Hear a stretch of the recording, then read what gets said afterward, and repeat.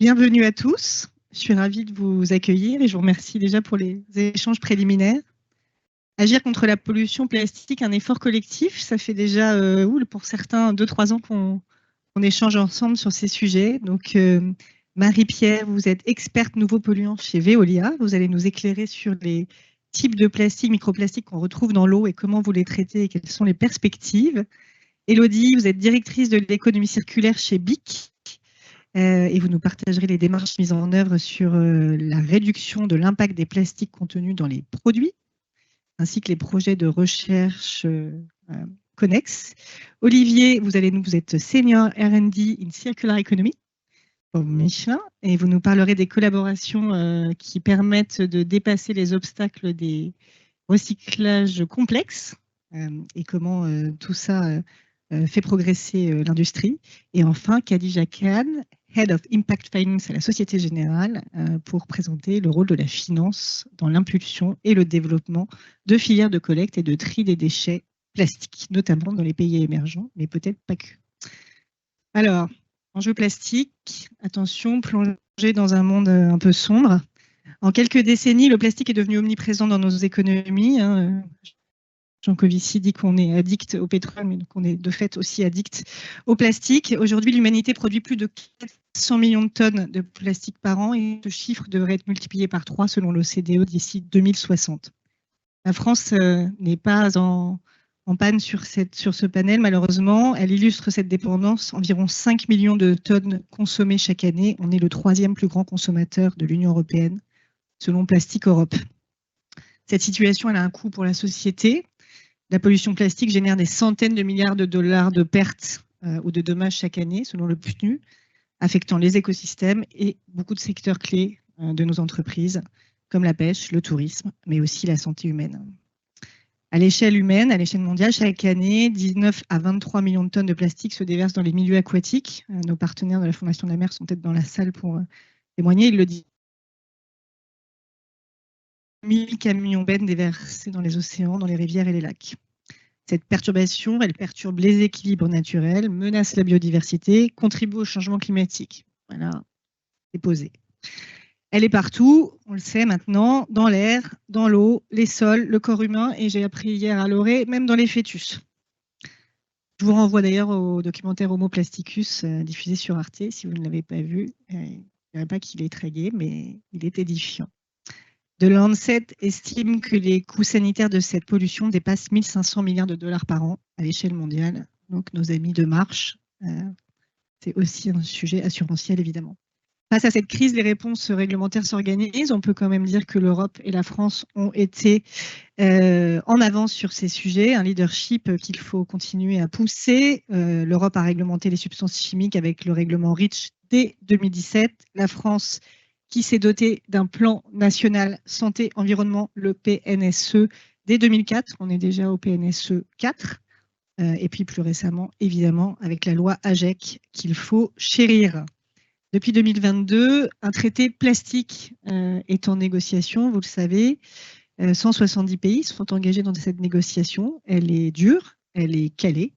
Les négociations devraient reprendre officielles d'ici 2027. Et donc d'ici là, il s'agit de trouver un terrain d'entente entre les pays producteurs de pétrole et ceux plutôt producteurs de déchets. Dans ce contexte, The Lancet, toujours, a lancé pour documenter les impacts sanitaires du plastique, de l'extraction des ressources à la gestion des déchets.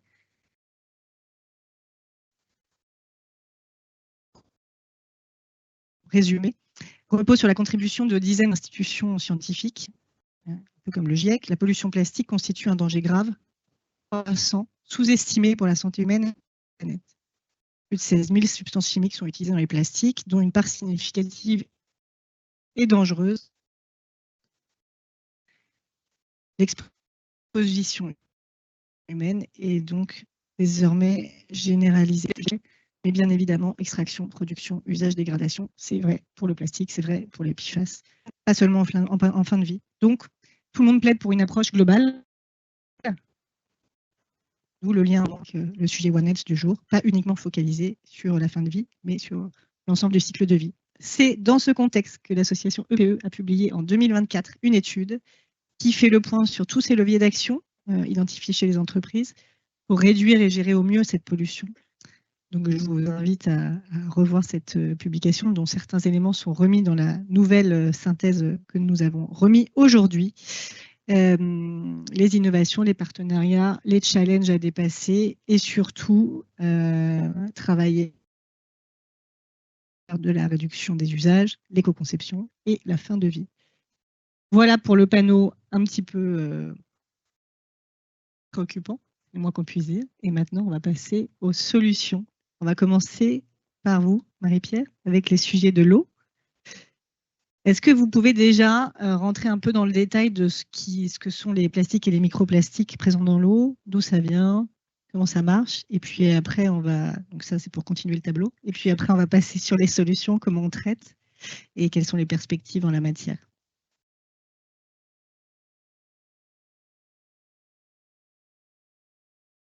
Oui, pas de souci. Bonjour à tous et à toutes. Nos microplastiques, on parle de petites particules en fait. On parle de taille de plastique inférieure à 5 mm jusqu'à 1 micron. Et en fait, ce sont des plastiques, des particules de plastique qui sont issues aussi bien des activités industrielles que de toutes nos activités domestiques. Et donc, on va les retrouver dans l'eau, aussi bien dans les eaux usées domestiques que dans nos eaux à nous, que dans les eaux industrielles, pardon, et aussi dans les eaux pluviales, notamment avec les phénomènes de lessivage des terres, des routes, etc. On parle de deux types de microplastiques, les microplastiques dits primaires. Donc, ces microplastiques primaires, soit ça va être ceux qui sont utilisés directement, manufacturés par l'industrie, donc typiquement dans les dentifrices, les produits avec des microbilles. Donc ça fait partie des microplastiques primaires. Autre microplastique primaire, vous faites une machine à laver, toutes les fibres issues du lavage, ce sont des microplastiques primaires. L'usure des pneus et encore d'autres choses. Et puis vous avez tout ce qui est également ce qu'on appelle microplastique secondaire. Et là, ça vient de tout ce qui est des déchets plastiques qui sont dans l'environnement, donc et qui vont se dégrader sous l'action des UV, de la chaleur, de l'eau, des actions mécaniques, etc. Et tout ça va se retrouver dans les eaux. Voilà. Ensuite, ce qu'on voit clairement, c'est que suivant le type d'industrie, la topologie des microplastiques va être différente. Ce qu'il faut savoir, c'est que quand on parle de microplastiques, PFAS, on vous parle de 10 millions de molécules, mais on a des noms pour chaque. Enfin, je ne vais pas dire qu'on connaît toutes les molécules par leur petit nom. Quand on parle microplastique, on n'a pas un microplastique, mais des microplastiques, parce qu'ils sont différents de par leur taille, leur forme et la nature. Est-ce que c'est du polystyrène, du polyuréthane, du polyester, du polyamide, voilà. Donc, ce qui fait que c'est une pollution, effectivement, qui est ubiquitue dans l'environnement. On la retrouve dans tous les compartiments. On en retrouve même au sommet des montagnes. On en retrouve dans l'Arctique, parce qu'il y a différents phénomènes de transport voilà, dans l'environnement. Ensuite, dans les eaux, comment on les traite? Typiquement, côté Veolia, on s'est penché sur cette question à partir de 2017-2018. La grosse question, c'est comment on mesure les microplastiques. Donc, ce n'est pas une analyse classique que vous envoyez en laboratoire et vous avez votre réponse, on va dire, en 4-5 jours. C'est des particules qu'on va mesurer, qu'on va échantillonner d'une certaine manière. Il faut des gros volumes parce que des fois, on va aller chercher, je dirais, une aiguille dans une botte de foin. Vous avez des problèmes de contamination. Ensuite, quand vous échantillonnez, vous échantillonnez pas que des plastiques, vous échantillonnez du sable, d'autres particules, de la matière organique, donc il faut le traiter. Et ensuite, vous êtes obligé de faire appel à des techniques de pointe, d'analyse de pointe. Je ne vais pas rentrer dans les appareillages, mais qui nécessitent une expertise spécifique. Donc, ce n'est pas des composés, ce n'est pas des particules qu'on va aller mesurer tous les jours parce que ça a un coût. Ensuite, pour avoir un bon état des lieux, nous avons fait une étude, comme vous en avez parlé tout à l'heure, Charlotte, sur la rade de Toulon, Pourquoi la rade de Toulon? Parce qu'on est sur un milieu côtier, littoral. En l'occurrence, la mer Méditerranée. Ce qu'il faut savoir, c'est que la mer Méditerranée, c'est elle qui concentre plus de 10 à 20% des microplastiques retrouvés dans les océans. Donc, d'autant plus, c'est une mer fermée. Et là, on est sur un secteur où non seulement on a des activités de conchylicole, on a des activités militaires, on a des activités industrielles. Et donc, on a cherché à savoir d'où venaient les microplastiques, donc quelles étaient les différentes sources sur ce territoire, comment c'était traité au niveau des stations d'épuration et ce qu'on retrouvait dans les eaux. Au niveau du territoire, on s'est rendu compte qu'on a retrouvé plein d'industries avec le type de microplastique qu'on retrouvait était vraiment spécifique du type d'industrie que l'on avait. Et ensuite, la bonne nouvelle, donc on a travaillé sur les 3 stations d'épuration qui rejettent dans la rade de Toulon et sur une autre station d'épuration dans l'arrière-pays qui ont des configurations différentes. Et on a travaillé ce programme, il a eu lieu sur plus de 2 ans pour tenir compte également des variations temporelles, saison touristique également. Et la bonne nouvelle, c'est que les stations d'épuration, dans la presse, vous voyez, oh là là, c'est une source de microplastiques. Non, la vraie source, c'est nos activités, c'est les eaux usées domestiques, c'est les eaux usées industrielles. S'il n'y avait pas de station d'épuration, ce serait encore plus catastrophique. Elles traitent, on en connaît les performances, on sait comment les upgrader, on sait garantir des performances de traitement maintenant à l'heure actuelle. Par contre, chose intéressante, on a regardé également ce qui se passait au niveau des eaux usées, et on a regardé, des eaux pluviales. Et par contre, ça, c'est le point faible à l'heure actuelle sur les territoires, c'est que les eaux pluviales, elles sont soit en réseau unitaire, soit en réseau séparatif, et on n'a pas de technologie de traitement là-dessus. Et c'est ça la source majeure sur un territoire. Voilà. Ça fonctionne, oui.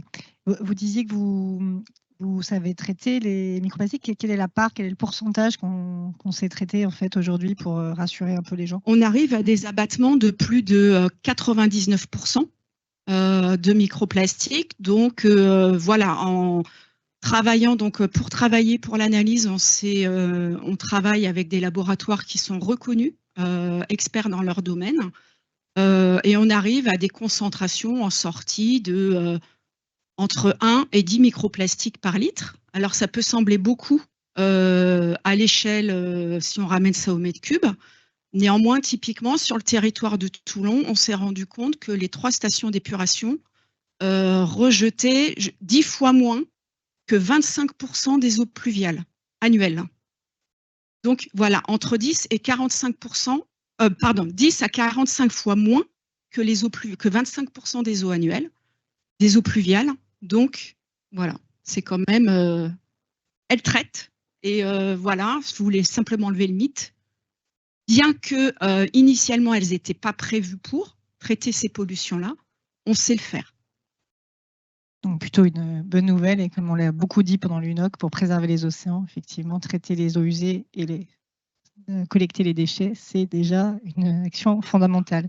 Merci beaucoup, Marie-Pierre. On passe à vous, Élodie. Circular Economy Director, quel titre, quel programme. Pour les produits plastiques grand public, où se situent chez vous les leviers de réduction d'impact, et comment un sujet qui nous est cher à tous, la science, notamment via vos programmes BICSI et Big Continuum que vous allez nous présenter, vous a aidé en fait à mieux travailler ce sujet, mieux appréhender et surtout à trouver des solutions pérennes pour les consommateurs. Et quel programme? Vous voulez pas venir chez BIC? Bon, en gros, pour faire court. Vous avez un bon plan. Bonjour à tous et tous. Merci à l'EPE de nous avoir invités pour intervenir sur cette table ronde. Donc nous, on va plus se situer évidemment sur du produit de grande consommation. Pour remettre un petit peu quand même les choses aussi en perspective, vous avez évoqué des milliers et des milliers et des milliers de tonnes de plastique. Tout combiné, les produits BIC, ça doit représenter 0,00, j'espère ne pas en oublier, 0,14%. Ça ne veut pas dire qu'il ne faut rien faire. en tonnage. Évidemment, c'est pas parce qu'on dit oh ben nous on représente rien, on va rien faire. Donc en fait c'est un peu le point de départ, c'est de dire ok, on sait qu'on est sur des produits et en tout cas des matières qui sont problématiques. Donc qu'est-ce qu'on fait? Et vous parliez d'analyse, de faire ça dans des labos. Bien, en fait, le constat que nous avons dû faire chez BIC, c'est que oui, il y a des grandes analyses, il y a un certain nombre de données, mais strictement rien sur nos produits et ce qui nous concernait. Donc en fait, pourquoi on a lancé BIC Continuum, dont je vais vous parler un peu plus, c'est simplement parce que la science n'existait pas sur nos produits, pour qu'on comprenne les impacts, parce que c'est déjà ça le premier enjeu, et il a fallu qu'on se la fasse tout seul. Alors tout seul, non évidemment, c'est pas chez BIC qu'il y avait toutes les expertises, on est allé chercher les expertises, notamment à l'IRDL à Lorient, et aussi avec une entreprise qui s'appelle Plasticatsi, qui est basée à Banyuls. Je fais pas de pub, mais c'est juste pour vous dire quel était le périmètre. Et le constat a également dû être fait avec ces deux entités que non seulement la science n'existait pas, mais pour pouvoir comprendre réellement les impacts de nos produits, les méthodologies n'existaient pas. Donc on a commencé par ça. Et donc en fait, là, on est en train de contempler des programmes scientifiques qui ont duré 7 à 8 ans pour pouvoir avoir les bonnes méthodologies et ensuite bien comprendre les impacts. Donc vous imaginez, ça pouvait potentiellement vouloir dire à un moment au bout de 8 ans, où on investit dans de la science, qu'on dit non mais en fait vous devriez arrêter parce que c'est pas bon du tout. Heureusement que non, mais vous voyez un petit peu, c'est quand même sur du long terme pour ce qu'on appelle des petits objets du quotidien. Je pose un moment ou un autre entre les mains. On les regarde comme ça, on se dit ah ils sont simples, oui ça fonctionne bien, c'est assez dépouillé. Ben oui, c'est dépouillé. C'est-à-dire que un des grands principes aussi chez BIC, c'est le juste assez. Donc vous voyez, on se disait on est mal parti, puis en fait quand on regarde, finalement dès le début et la conception des produits au sein de l'entreprise, on était déjà plutôt pas mal en termes d'économie circulaire si on parle d'éco-design par exemple. Ce n'est pas le sujet du jour. Le sujet du jour étant un peu plus sur la science. Donc, BICSI, c'était pour comprendre et établir quels sont les impacts réels. Et on a regardé un des produits, on va dire, les plus emblématiques chez BIC. On n'a pas regardé tout, mais on a regardé une famille de produits en particulier, qui sont les briquets. Les briquets ayant une composition assez intéressante, parce que vous avez donc des matières plastiques, vous avez des métaux et vous avez également, potentiellement aussi, du gaz. Donc, ça permettait de regarder un petit peu, on était un peu sur un scénario du pire, donc on s'est dit, établissons les impacts déjà pour le briquet. En théorie, le reste devrait être quand même un petit peu plus bas. Mais il fallait bien le comprendre, et comme je l'ai dit, c'était important d'avoir les bonnes méthodologies. Donc, ce qu'il fallait regarder, bien sûr, c'était l'écotoxicité, c'était éventuellement les effets combinés, parce que parfois, on a une bonne idée de l'écotoxicité d'un composant tout seul. Il n'y a pas beaucoup de composants tout seuls qui se retrouvent comme ça. En général, on les a combinés dans des produits, donc il faut comprendre aussi la combinaison, et donc ce qu'on appelle les fameux effets cocktails. Les effets cocktails pouvant être positifs ou négatifs dans le sens où ça peut aussi se neutraliser. La présence de deux composants peut faire que finalement il se passe rien. Donc il fallait comprendre tout ça, le vieillissement de nos produits, la dégradation de nos produits. Est-ce que nos produits se dégradent en milieu marin et de quelle façon? Donc il y a eu tout ça, l'impact des UV. On sait que sur les plastiques notamment, ça a beaucoup d'impact, notamment sur le polymère principal que l'on utilise dans les briquets, qui s'appelle le POM. C'est un joli petit acronyme. Et le rôle des colorants, parce que oui, en général, on a des colorants dans nos briquets. Hein. Si on vous faisait que du briquet en pomme brute, ils seraient tous blancs.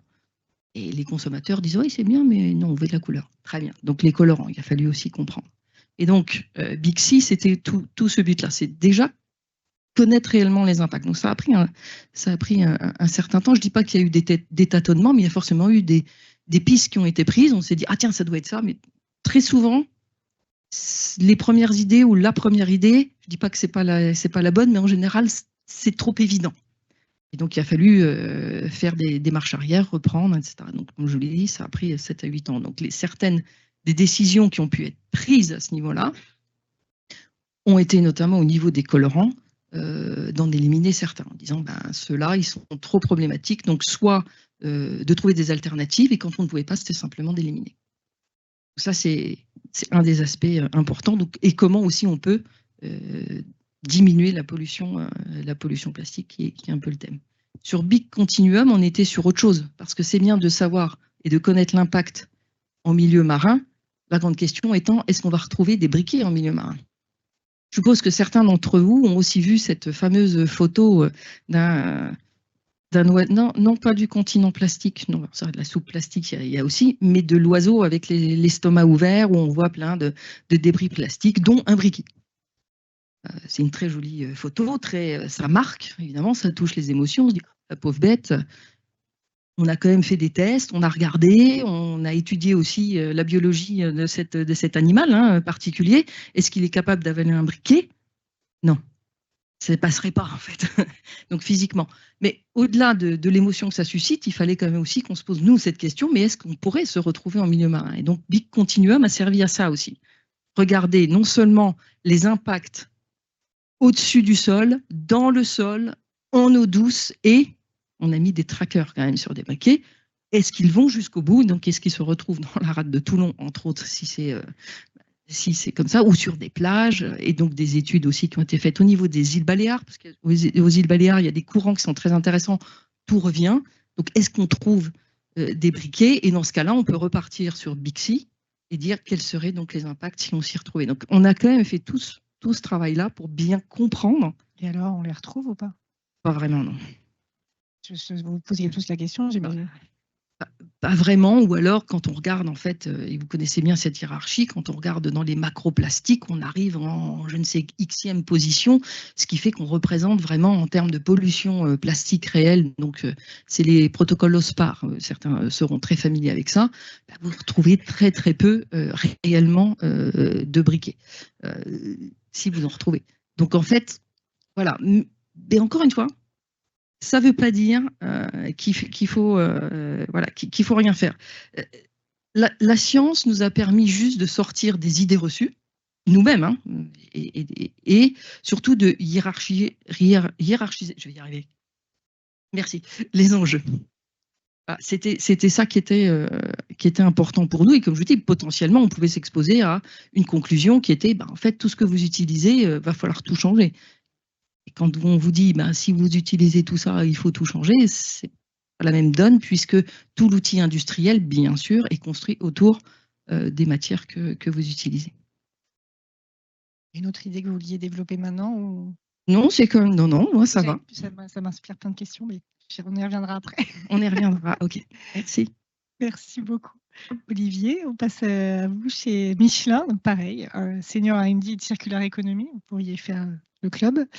Alors nous, on va parler ici avec vous du recyclage des matériaux complexes, donc pas forcément du pneu, mais d'autres types de matériaux, et de ce que vous avez mis en place sur les fibres PET issues de produits complexes, et notamment comment vous avez en fait travaillé sur une démarche collective pour trouver des solutions. Racontez-nous un peu tout ça. Oui, avec plaisir. Merci beaucoup de m'accueillir. Moi, je viens un peu témoigner sur un projet. Je suis ingénieur R&D. Je travaille sur l'innovation collective dans mon entreprise, basée à Clermont-Ferrand, n'est-ce pas?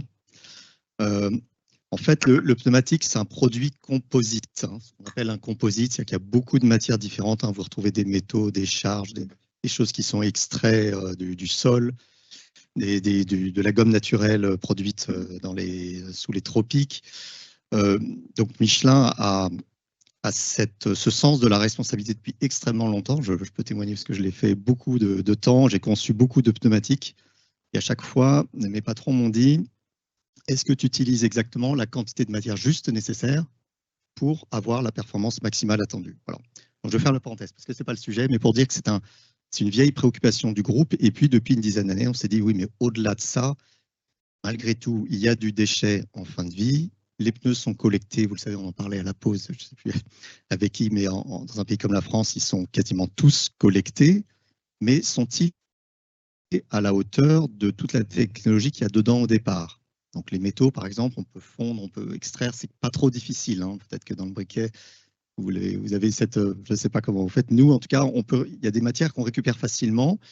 Et là, ce matin, je vais vous parler d'un renfort textile synthétique en PET, en polyéthylène terephthalate, qui est un produit assez technique, hein, de haut module et de forte résistance thermique, dont on se demandait comment le recycler. Et comme on est cette matière est encapsulée en fait dans de la gomme, dans plein d'autres choses, eh bien aujourd'hui, c'est recyclé zéro. Hein. Dans le monde, personne ne le recycle. On a vu qu'au niveau européen, ça représente 200 000 tonnes quand même de PET. Alors c'est petit comme chiffre, hein, par rapport aux enjeux mondiaux, mais je suis d'accord avec vous que chacun doit faire sa part, hein, comme dit Élodie. Donc je pense que c'est important. Donc Michelin a commencé à s'intéresser à ce cas-là en se disant qu'est-ce qu'on peut faire pour aider à ce que ça se fasse. Donc non pas que Michelin veuille devenir recycleur, mais se dit on veut être dans une industrie qui est vertueuse et qui progresse. Alors on s'est un peu associé doublement. D'abord, on s'est dit effectivement il y a d'autres produits qui ont la même problématique. Alors nous, on a pensé aux vêtements textiles complexes, un multicouche, qui aujourd'hui, je ne sais pas si vous le savez, ils partent tous en incinération. Hein. Il n'y a pas de, aujourd'hui, c'est pas recyclé du tout. Et puis des tuyaux flexibles qui ont également du PET et qui ne sont pas recyclés du tout. Alors pourquoi ça n'est pas recyclé? Je vous ai parlé de la pureté, hein. C'est vrai que c'est très impur. Et l'autre chose, c'est le niveau d'exigence. C'est des fibres à haute ténacité dont, par le recyclage mécanique, en fait, on perd la performance. On coupe des chaînes polymères et la performance baisse de recyclage en recyclage. Ça, on s'est dit, pour nous, ce n'est pas acceptable. C'est du downcycling de fait. Alors, ça passe dans certaines industries. Hein, la bouteille plastique transparente, hein, vous savez tous qu'on a là. C'est assez fortement recyclé, mais pour d'autres PET comme le nôtre, pas du tout. Donc l'intuition, ça a été de se dire, il faudrait qu'on revienne au monomère. C'est-à-dire que comment dire, rassembler les polymères, c'est une chose, mais en fait, on va décomposer encore plus. Donc on revient à l'acide téréphthalique et au monoéthylène glycol, qui sont deux monomères qui permettent de faire ce PET. Et là, Michelin, il se trouve, connaît bien Carbios, qui est une start-up française qui a développé la dépolymérisation dite enzymatique, donc basse énergie, hein, c'est quelque chose d'assez vertueux, basé à Clermont-Ferrand, au hasard, mais je n'ai pas le temps de développer. Mais, et donc, on s'est associé également avec Cortsa, un fabricant de renforts textiles techniques, pour former un consortium qu'on a élargi à 15 membres. Et on a proposé notre projet à l'Europe, qui a été retenu donc, comme un projet financé par l'Europe et ce qui est excellent, j'en profite pour faire la pub, parce que ça permet de répartir le risque. Finalement, c'est une prise de risque collective. Aucun d'entre nous n'est capable de résoudre le problème seul. Aucun d'entre nous ne va tirer le bénéfice seul non plus. Donc je trouve que là, l'Europe joue vraiment pleinement son rôle. Donc, voilà la naissance un petit peu de comment Michelin s'est intéressé et comment Michelin s'est lancé finalement dans une action. Et alors, est-ce que vous pouvez nous en dire un peu plus sur les résultats? Alors oui, donc ça fait 3 ans que ça tourne, donc j'ai l'honneur d'être le directeur de ce consortium.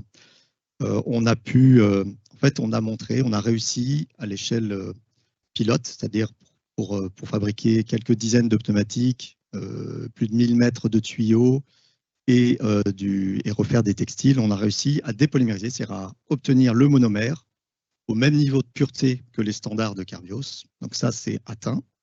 Et maintenant, l'ambition de ce consortium, c'est d'aller plus loin que de faire le monomère, mais de refabriquer exactement les mêmes produits, d'une part, et de montrer par tous les tests habituels de performance de ces produits qu'ils atteignent exactement le même cahier des charges.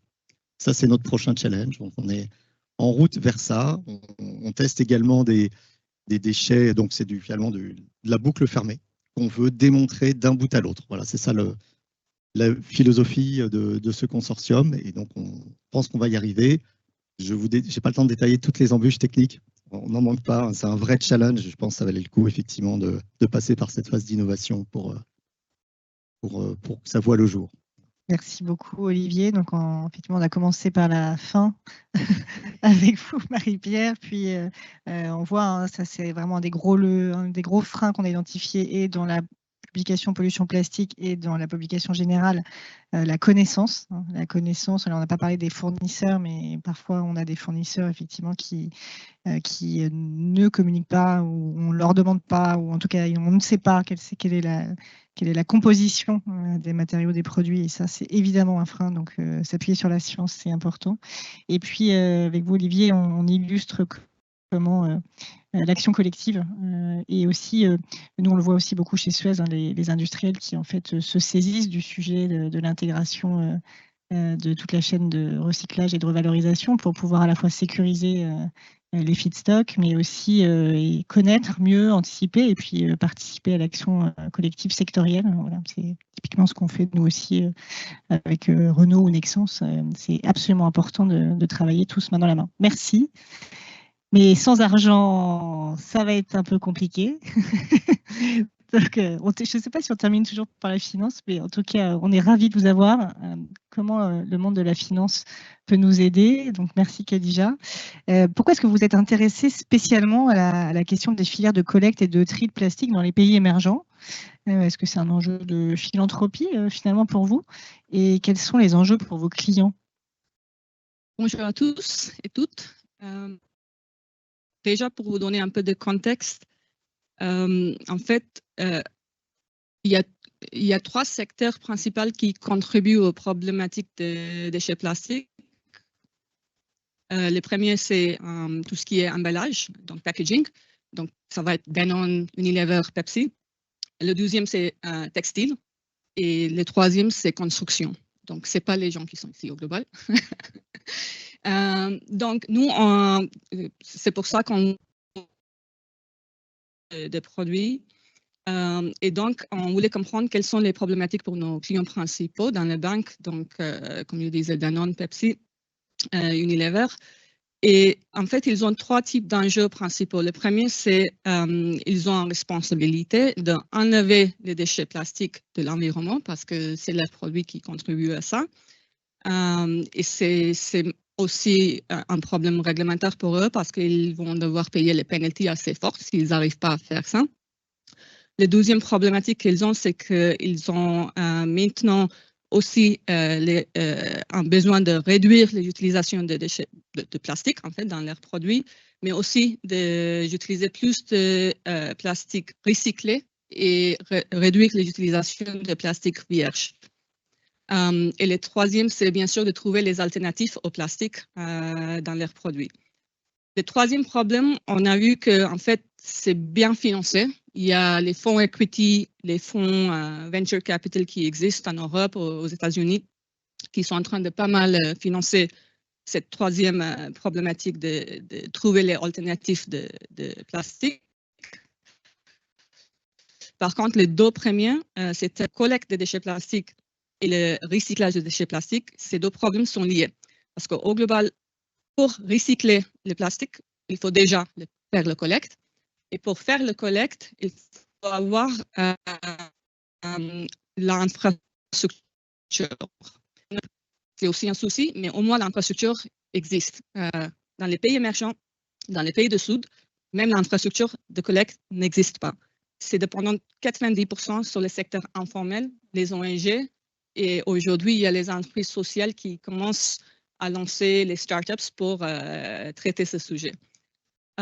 Et donc, ce qu'on se dit, c'est que pour nous, de point de vue financement impact et financement innovatif, notre valeur ajoutée, c'est plutôt sur ces problématiques-là parce que les autres produits, ça existe déjà. Et donc, on a fait une première pilote avec notre partenaire Unilever au Nigeria où leur problématique, c'était ils avaient beaucoup de partenariats avec les ONG qui faisaient les collectes. Et Unilever faisait les grants, donc les fonds philanthropiques. Sauf que, en fait, souvent, ces fonds philanthropiques sont limités. C'est un budget de 100 000, 200 000. Mais les besoins de ces entreprises sociales ou les ONG sont environ 5 millions. C'est au global ça qu'on a constaté. Et donc, le problème, c'est que Unilever, en fait, les budgets RSE sont limités, on sait. Donc, 5 millions. C'est plutôt quelque chose qui, en fait, il faut les financements dette ou equity pour ce type de montant. Donc, la logique qu'on a mis en place, c'est qu'on se dit qu'on va trouver les investisseurs qui sont focalisés sur l'impact et pas sur les résultats financiers de ces entreprises sociales. Et donc, on a travaillé avec plusieurs investisseurs d'impact qui ont préfinancé ces projets, ces entreprises sociales.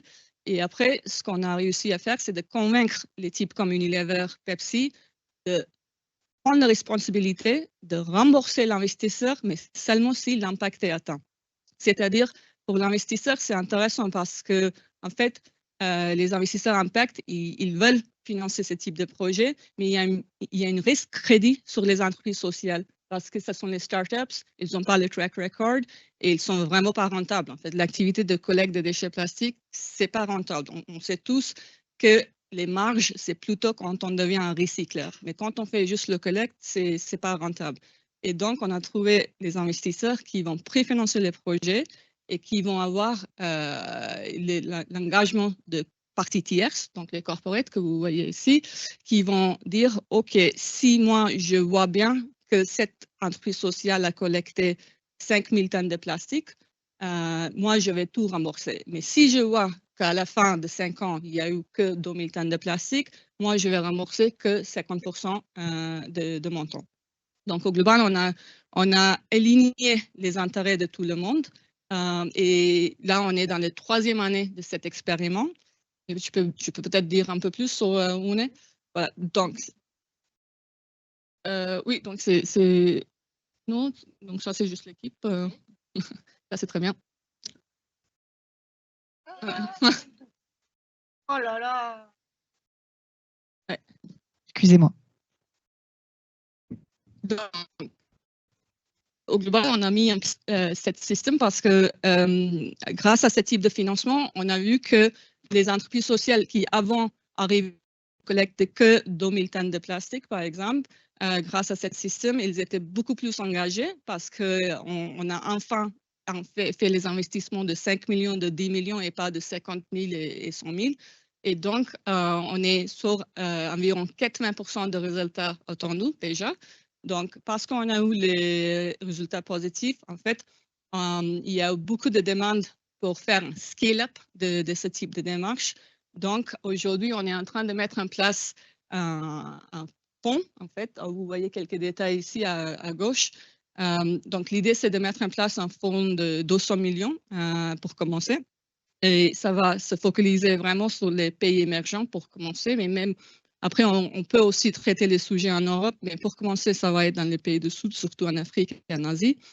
Et donc, il y aura 4 acteurs principaux. Donc, le premier acteur, c'est les investisseurs impact. Donc, c'est souvent les fonds impact ou les family office qui vont vraiment, qui ont ce type d'objectif de créer l'impact.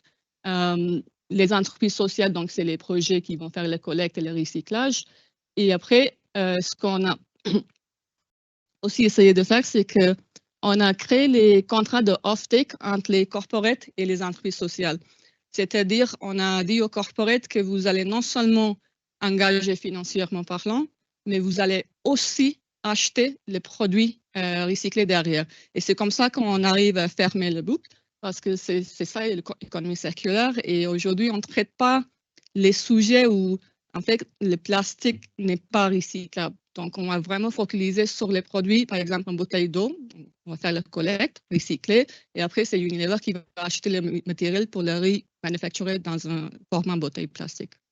Merci beaucoup, Khadija. Et évidemment, je plus sois sur l'idée que la collecte de déchets n'est pas suffisamment valorisée d'un point de vue économique. À bon entendeur. Marie, je suppose que nous avons une tonne de questions en ligne. Donc, pas très bien. Tu veux que je vais te passer le micro? Tiens. Parce que là, c'est bon. Pour me faire bouger. Voilà, exactement. Donc, on a eu quelques questions. Donc, n'hésitez pas d'ailleurs à continuer si vous pouvez passer à la slide avec le QR code. Ah oui, c'est. Voilà. Je veux bien que vous vous moquez. Alors, la première qui va être plus à destination de Marie-Pierre de Nieul, mais également d'ailleurs Charlotte. Donc, en fait, vous avez donc montré que finalement, c'est vous qui récupérez dans les stations d'épuration un ensemble de microplastiques. Mais est-ce que, justement, vous commencez à remonter aussi avec les différents partenaires, donc les chaînes d'approvisionnement, finalement, pour, au-delà du traitement, essayer aussi d'avoir des collaborations avec eux sur la façon, justement, aussi de prévenir déjà l'émission de ces microplastiques Alors, idéalement, bien sûr, c'est le principe du pollueur-payeur.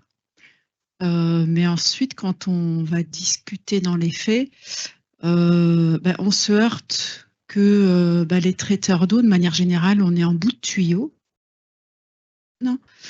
Et des fois, on a des discours en face qui,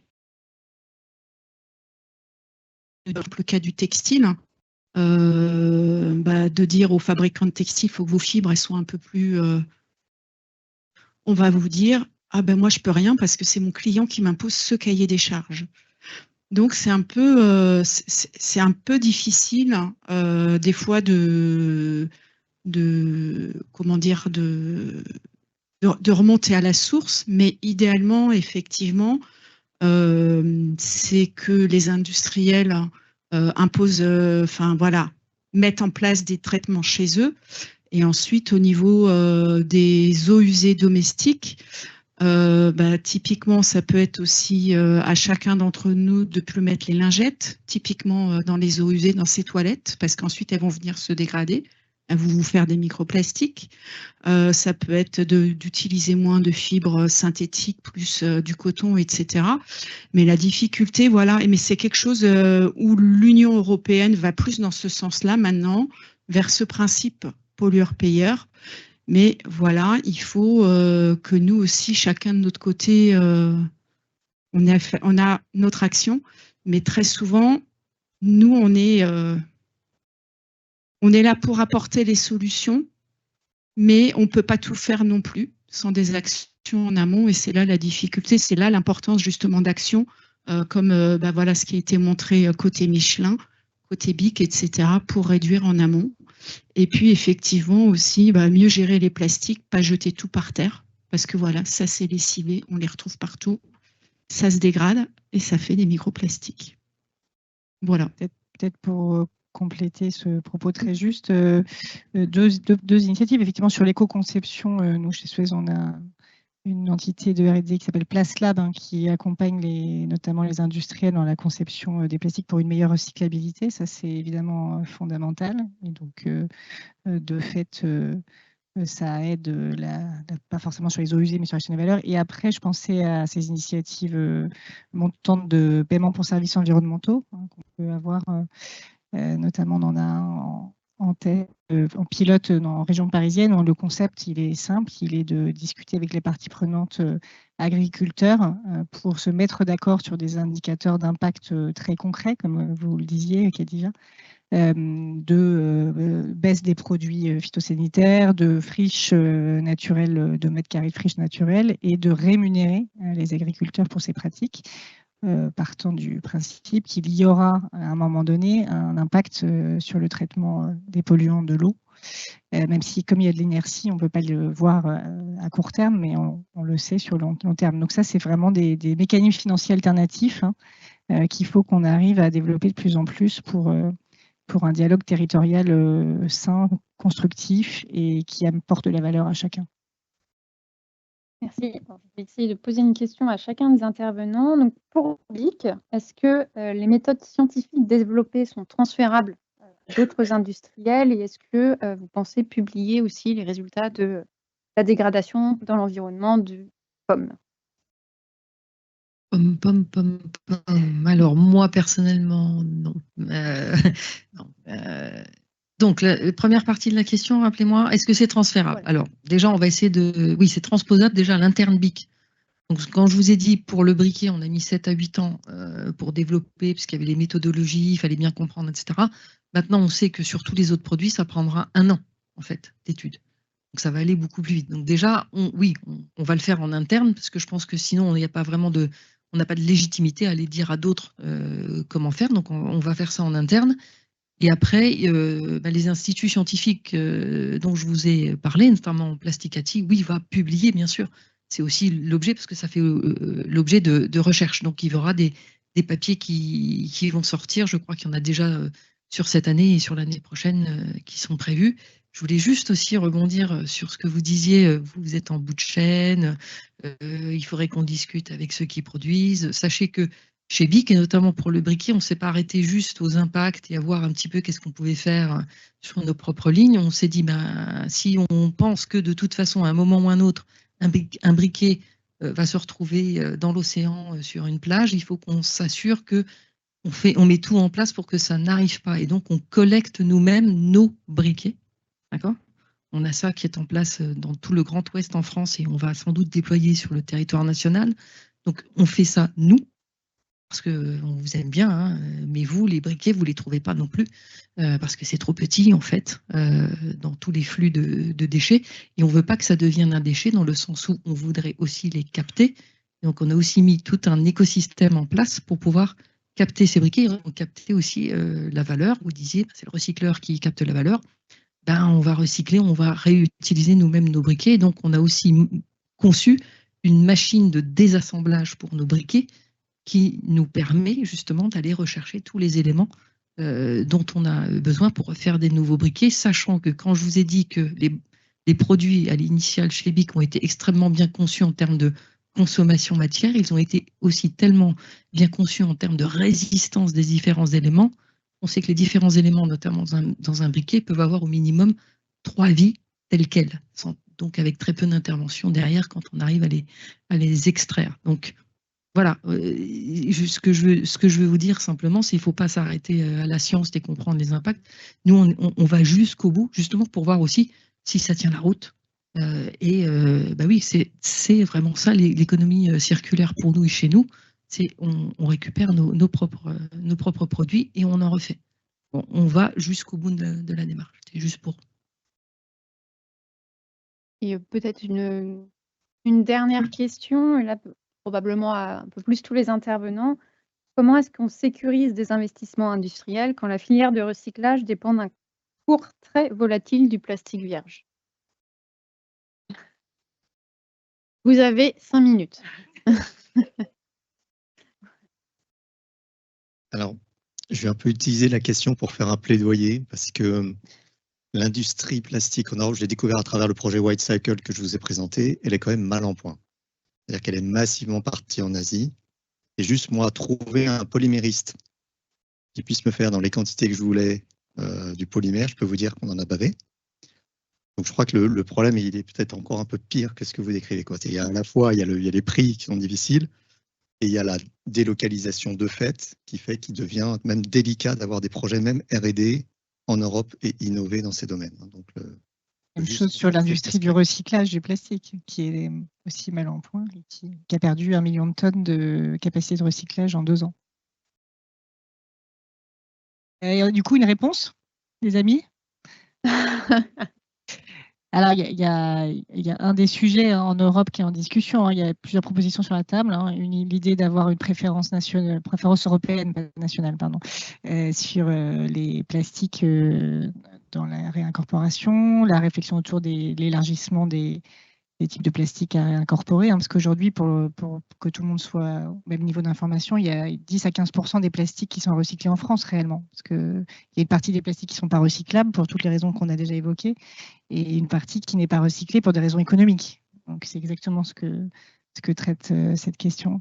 Voilà, donc il y a ça, et puis il y a l'enjeu de la traçabilité des plastiques pour éviter une moindre qualité des plastiques importés, puisque évidemment, il y a le transport transfrontalier, exactement. Donc il y a de la réglementation. Je dirais que la réglementation est évidemment, enfin c'est pas pour toujours tout pousser sur la réglementation, mais ça c'est un enjeu fort. La connaissance, je crois qu'il y a des gens ici qui vont proposer des plateformes de partage de données, Data, Health, l'ANSES, et qui vont permettre aussi de mieux partager la donnée. Donc voilà. Et puis des entreprises pionnières comme les vôtres qui mettent au pot pour faire avancer la recherche. Et les ONG, bien sûr, qui nous challenge. Réponse de Gascon, mais